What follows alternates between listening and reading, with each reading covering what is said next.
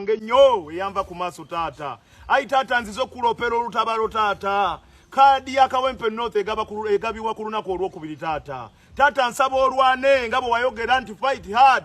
Nsaba olwane mu buli mbeera yonna taata. Kadi ebeere mu mikono gyaffe taata. Tusobole okumaliriza taata bye watandika taata. Amalwaliro tugateekeko omukono taata gasobole okubeera nti gatambula kubanga naawe kye wali oyagala taata. Wali tonyumirwa nnyo kutwalibwa mu nsi z'ebweru okulaba nti ofuna obujjanjabi taata. Era kyakuluma nnyo okumanya nti obujjanjabi bufuna bweru taata. Mukadde ke ka mwana mulenzi Luwemba agenze maaso n'okubanga yeegayirira omugenzi oba omwoyo gw'omugenzi Ssegirinya n'amugamba nti n'amazima ye bw'anaatuula ku ntebe oba bw'anaafuna kaadi tagenda kubanga avuga mmotoka nga Ssegirinya yennyini bwe yakikoleranga ddala era n'okwebaka tagenda kubanga yeebaka ne ssekwebaka. Tagibokisi abakyala beeyagale taata waŋŋamba ncamuke taata ncamuke emmotoka y'ebbeeyi neme kugivuga taata sigenda kugivuga taata n'ekyensaba taata olwane okwate ku mitima gy'abakadde baffe taata bagaba kaadi taata olwane nnyo okulaba nti obakwatako ku mitima taata emikululo ogwo guno taata gwolesa omulungi ennyo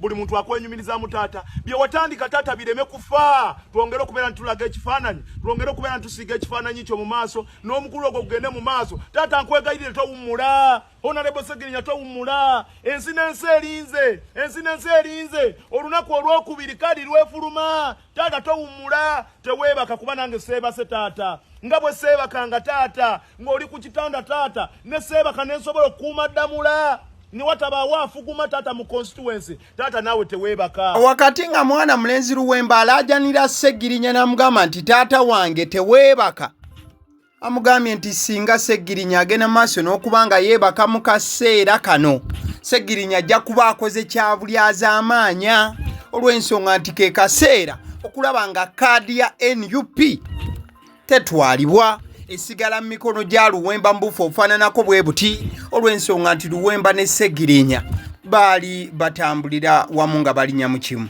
Wegayirire teweebaka kijja kuba kyabulyazaamaanya nnyo bw'oneebaka nga kaadi bagitwala taata taata teweebaka zuukuka golokoka tusobole okubeera nti tutwala Kawempe North mu maaso tusobole okumaliriza ebyo bye watandika taata bye watandika mbimanyi bulungi nnyo era ne by'oyagala bigguke nawe oyagala bituuse taata teweebaka nzize mu maaso go okulopera olutabaalo olwo taata era kata ne nkwebaza taata weebale kungayidinga mu vetting wonna waliwo taata n'obeera mu debate nga wooli abamu ne batuuka n'okuseerera ennimi taata nga gw'okikoze ne ŋŋamba nti taata yongera okulwana taata teweebaka lwana Ssegirwana lwana taata lwana Kawempe yo taata. Wakati nga mwana mulenzi Luwemba Luswa Muhammad akyegayirira Honorable Ssegirinya kati omugenzi n'amugamba nti ssebo lwana kyebakoze we balabye nga amukoowodde ne sekukoowoola nga n'emisuwa gimwereze mu bulago kyebasazeewo kyakubeera nga bamulombera dduwa mu buufu obubadde bugenda maaso olw'okubanga butambulako bwe buti era edduwa be yazze nabo Luwemba bagenze maaso olw'okubanga bagisimbula era ne batandika bwe bati. محمد كما باركت على إبراهيم وعلى آل إبراهيم في العالمين إنك حميد مجيد. أعوذ بالله من الشيطان الرجيم بسم الله الرحمن الرحيم. الحمد لله رب العالمين الرحمن الرحيم مالك يوم الدين إياك نعبد وإياك نستعين يا ربي اللهم أنت السلام ومنك السلام تباركت يا ذا الجلال والإكرام اللهم أنت السلام ومنك السلام تباركت يا ذا الجلال والإكرام اللهم أنت السلام ومنك السلام تباركت يا ذا الجلال والإكرام ربنا آتنا في الدنيا حسنة وفي الآخرة حسنة وقنا عذاب النار ربنا زدنا علما وارزقنا فهما اللهم أنت السلام ومنك السلام تباركت يا ذا الجلال والإكرام اللهم اجعلني مما توكل عليك فكفيته Luwemba يا ربي اللهم اجعلني مما توكل عليك فكفيته يا ربي. Kati nga mwana mulenzi Luwemba Luswa yeetowaziza ne ssekwetowaza yenna basabye omutonzi ne bamwegayirira ne ssekwegayirira yenna ne bamugamba nti bakimanyi w'amaanyi tasobola kubanga abalekerera mukadde kano era ne bagamba nti kaada ya NUP ako kantu katini nnyo nnyini ddala mukwano gwange akatasobola kubanga kalemerera omutonzi okubanga akawa mwana mulenzi ono Luwemba naddala mu kaseera wasinga okubanga akeetaagira ntegeeza kaada. Rahim. Ayi Allah gwagwe tugulumiza. Wagamba huwa wasiku wagamba oli mugazi. Ayi Allah yegwa omugazi gwe tukabirira. Allah huwa wasiku. Allahu ganiyu oli mugagga. Ayi Allah subhanahu wa ta'ala bitutukulaja ni wallahi tubituwe. Ayi Allah kadi eno kitono nnyo. Kitono nnyo ayi Allah subhanahu wa ta'ala kituwe. Ayi Allah tukiyayanira. Lwa muganda waffe Luwemba Luswa Muhammadi. Wallahi mubaka duwo ayi Allah tuyambo kirize kadi eno ejje tusobole okutuukiriza ebirubiriro. Eyo nno yembeera ebaddewo olunaku olwaleero ennaku z'omwezi 9 omwezi gwa February omwaka 2025 lunaku lwa Sande ebula olunaku lumu lwokka kadi y'ekibiina ki National Unity Platform egende maaso n'okubanga egabwa. Kadi eno eriko abantu 10 bweddu abagirindiridde wabula omu ku bo oyo gwe tutandise naye mwana mulenzi amanyiddwa nga Luwemba Luswa Muhammad. Mwana mulenzi ono yeetadde mu kkubo olunaku olwaleero paka ku malaalo g'omugenzi Honorable Ssegirinya Muhammad. Era olutuuse wali ku malaalo ekintu kyakoze kye ky'okubanga afukamira wansi n'atandika okubanga alajanira Ssegirinya Muhammad. Ekintu abamu kye balabye ne bagamba nti owaayi nedda kibadde tekigwanidde, ate abalala ne bagamba nti ekyo kibadde kigwanidde ddala olw'ensonga nti mwana mulenzi ono Luwemba Honorable Ssegirinya yali munywanyi we nnyo nnyini ddala era nga balinnya mu kimu. Ojja kujjukira nti mwana mulenzi ono Luwemba ye yali personal assistant wa Honorable Ssegirinya Muhammad. Nabo ekityo balina connection y'amaanyi nnyo nnyini ddala mu line ey'emirimu ne line ey'obwa Sseruganda. Ojja kujjukira bulungi nti mwana mulenzi oyo n'okukyuka yakyusa eddiini ye yali Alex Luwemba Luswa wabula yakyusa erinnya kati yeeyita Luwemba Muhammad. Teyeeyita wabula kati ly'erinnya ly'alina kubanga baaliteeka ne mu gazeti wabula erya Muhammad yaligira ddala ku munywanyi we Honorable Ssegirinya Muhammad kati omugenzi. Mwana mulenzi oyo nga w'omulaba mu kifaananyi atuuse ku Ntaana n'awanjaga n'asaba Ssegirinya Muhammad n'amugamba nti kye kiseera muganda wange tonvaamu ondabiranga ddala. Abasajja bagenda kubanga bagaba kaadi naye nkwegayiridde Ssegirinya kye kiseera olwane. Nga bwe wagamba nti Ssegirinya fight hard, fight harder. This is the time for you brother to wake up from the grave. Kyekiseera osituka okuva mu Ntaana Ssegirinya Muhammad olwanirire kaadi yange abasajja baleme kugintwalako. Bigambo bibadde bya mwana mulenzi ono amanyiddwa nga Luwemba Luswa Muhammad. Era wakati mu kuwanjaga asabye ne ssekusaba yenna n'agamba nti Ssegirinya Muhammad we yali nga ali ku ndiri nga alira obanga embeera y'obulamu si nnungi, mwana mulenzi ye Luwemba yasitukiramu n'alwana era n'akuuma ekifo ekyo wali e Kawempe ebiseera byonna. Wabula njagala okujjukiza nti wakati nga mwana mulenzi ono agenze ku Ntaana n'asaba Ssegirinya asitukeyo yonna gye yeebase. In fact amugambe Ssegirinya teweebaka naddala mu kaseera nga kaadi abasajja beeteeseteese okuba nti nno bagireeta. Ekibuuzo ddala ekikolwa ekikoleddwa Luwemba bangi kale bakirabye mu ngeri ndala. Wabula okujjukizaako debate yo yabaddewo olunaku lwabadde Lwakutaano. Bonna 10 nga bwe beesimbyewo ku kaadi y'ekibiina ki National Unity Platform babaddewo nga boolaba mu kifaananyi ekyo. Omu ku baasinze okuba nga basanyusa abantu ye mwami mulenzi oba mwana mulenzi oba mwami Nsereko Moses. Yoyo gaye yabadde azinaazina yabadde ayambadde essuuti ya Kawemba oba essuuti ey'obusazesaze yavuddeyo n'agamba nkwagala nnyo omusajja gwe Bobi Wine. So it was such a very interesting debate that happened on Friday.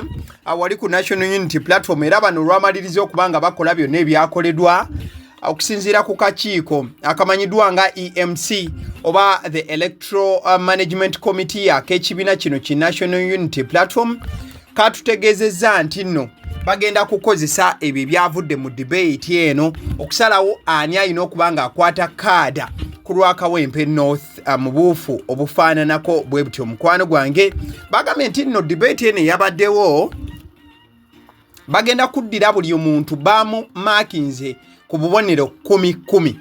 Buli omu wabadde oyina max 10 bweddu ezikuweereddwa kati nga gw'omanyi oba ofunako mmeka wabula we bamaliriza baatugambye nti bazzeeyo okwekenneenya n'okulaba nti no baddayo ku ground era ne max z'oku ground bazifune.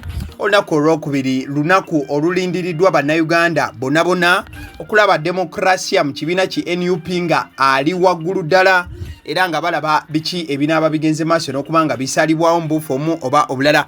Ang'oggyeko omwana mulenzi Luwemba Muhammad nga bw'omulabye ng'agenze wa Ssegirinya okuba nga yeegayirira ku Ntaana. Ssegirinya aleme kuba nga amuvaamu naddala mu kaseera kano ke tulimu. Abamu ku balala ababaddeko ku lisiti eyo mukwano gwange kwabaddeko abantu ab'enjawulo. Ojja kujjukira kwabaddeko omwana mulenzi oyo amanyiddwa nga Magala Umar Ayise n'ateesa bagamba nti food soldier era y'omu ku batunuuliddwa ku lisiti eyo. Akwabaddeko omwana mulenzi amanyiddwa nga Mulumba Matthias oyo naye yazze agamba nti ekifo akyetaaga. Nkugambyeko ku mwana mulenzi amanyiddwa nga Nsereko Moses oyo yakyamudde bangi nnyo nnyini ddala oyo golaba mu suuti eyo eya Kawemba. Wabaddewo omwana mulenzi amanyiddwa nga Kakiika Frederick naye yabaddewo. Ojja kujjukira nti wabaddewo Charles Rubagumya naye yazze ng'agamba nti kaada ya NUP ku kifo kya Kawempe North njeetaaga ne ssekwetaaga yina. Wabaddewo omukulu amanyiddwa nga Ssenkungu Kenneth ate era mukadeke kamu omu ku bamanyikiddwa ennyo ku lisiti eno ye mukulu amanyiddwa nga Kanso Luyimbazi Erias Narukoola. Omusajja yabadde ataputa nnyo wano mateeka nsonga bwe zityo, omusajja munnamateeka nnyo nnyini ddala. Wabaddewo Sero Nkuuma Salim naye agamba nti kaada ya NUP bwe katali girya singa mugere maaso okuba nga muginkwasa Kawempe yakufuuka ekyenjawulo. Omwana mulenzi gwe ntandise naye Luwemba Muhammad naye yabaddewo mu bujjuvu nnyo nnyini ddala era ensonga naye yagenze maaso okuba nga azigambira ddala. Omukulu kulya Sawulo Ziwa naye yabaddewo mu buufu obufaananako bwe butyo. Kale bwe tuddayo ewa Luwemba, mwana mulenzi ono Luwemba atunuuliddwa nnyo. Abawo oyinza okugamba nti the top 3 people be batunuulidde kuliko mwana mulenzi ono Luwemba Muhammad agenze wa Ssegirinya ku Ntaana ye.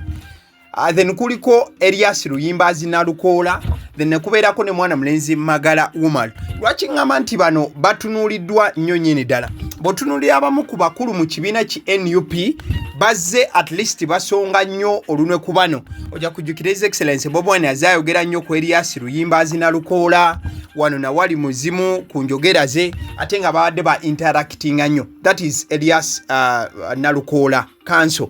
Ensonga lwaki gambye nti atunuuliddwa. Bwetugende wa mwana mulenzi amanyiddwa nga Magala Umar abadde registrar w'ekibiina ki National Unity Platform mu kitundu kyennyini eky'e Kawempe ate nga musajja foot soldier ate nga musajja yali asibiddwako ku lw'ensonga z'ebyobufuzi. Bw'obojjukirako gye buvudde omwana muwala oyo amanyiddwa nga Sauda Madada ye yavaayo already n'atakinga side ate nga y'omu kubakulira security mu kibiina ki NUP. So Magala Umar oyo naye atunuuliddwa nnyo. Otudde wa mwana mulenzi Luwemba Muhammad nga bw'omulabaawo yasembebwa omukulu amanyiddwa nga Alan Sewanyana oyo bwe baali mu kkomera n'agamba nti omugenzi yagamba nti Luswa aweebwanga obuvunaanyizibwa wabula teera mukadeke kamu waliwo era akatambi nga Honorable Ssegirinya Muhammad ku Ntaana ye gye babadde balaze waliwo akatambi ng'akyali mulamu ng'agamba nti Luswa mumulabiranga ddala. So ensonga lwaki essaawa zino Luswa atambula n'ekifaananyi ekyo ky'olaba ekya Ssegirinya Muhammad. In fact Luswa ennaku zino agamba nti ayogerezeganya butereevu ne Honorable Ssegirinya Muhammad omugenzi. Engeri gye boogerezeganyaamu byonna Mukama y'amanyi. Kiyinza okubeera ekizibu ekyokutegeera. But that is what Luwemba Muhammad asserts every time that he gets a chance to talk to people. Abagamba nti bannange amazima gali nti ze njogera ne Honorable Ssegirinya Muhammad mwandibadde mundeka n'entuukiriza ebintu by'omugenzi. So It is upon the EMC, Electoral Management Committee of NUP, come Tuesday to tell us if it will be Luwemba or another candidate oba another contender mbufu ofaanana ko bwetyo. Agape Christian School lisangibwa bwama kulye katebo bagamba nti kyekiseera okubanga olironda omwana wo afune okuyiga okutuufu babiira ddala ku kindergarten P1 paka P7 abasidde omusunsu zidoboozi eriri emabega w'omuzindaalo YouTube channel kw'olisindaala mukwano gwagera maaso kubanga olaba yeno yennyini eyagaliwo information nga bweri atwewala nnyo okubanga tugattamu ebyaffe bweri we tugireeta like nga video. Thank you.